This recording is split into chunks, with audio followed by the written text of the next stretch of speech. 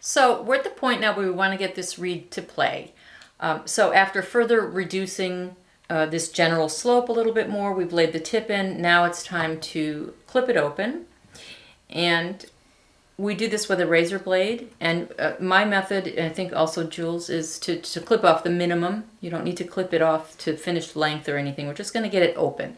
You want to see if there's vibration there, and kind of get a sense about the crow. The crow being something that tells us a lot about how the reed is going to play in the oboe. We're generally looking for octave Cs, 2 notes an octave apart, and hopefully a C.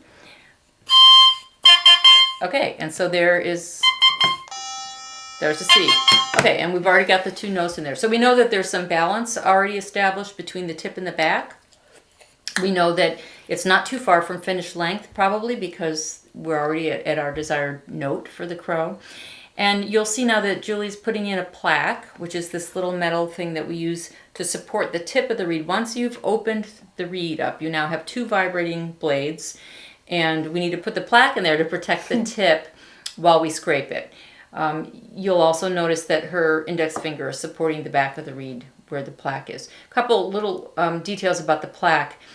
Whenever we put a plaque in a reed, it is some sort of interference with the sealing of the blades, the 2 blades, and how I call them being married to each other.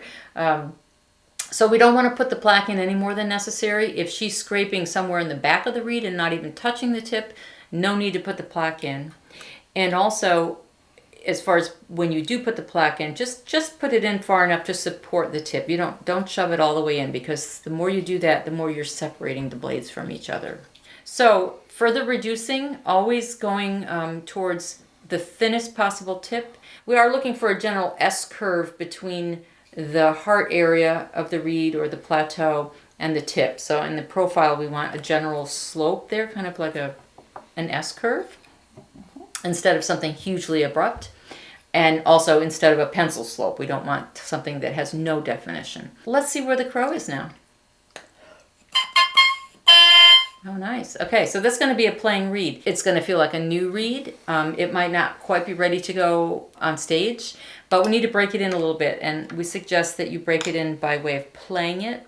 If we continue now, a couple problems with continuing now to make the reed easier and easier to play. One is that this piece of cane has been wet for quite a while now, probably more wet than when we would typically take it out of the box and play on it. So you could say that it maybe is a little bit, bloated now, right. A little bit over-soaked. So we need to let it dry and then come back to it and reassess. And cane is a plant, so there's always going to be change in this thing between being wet and dry. And it seems that the process, which for me is about 2 to 3 days, me too, of letting the reed be wet, dry, and working on it through those stages helps it to kind of settle in and be whatever it's going to finally be. Yeah. The details about how to continue working it through those stages will be highlighted in our troubleshooting guide on this website. We've made a playing reed, so I think we're halfway there. Just Yay. Need to play on it now.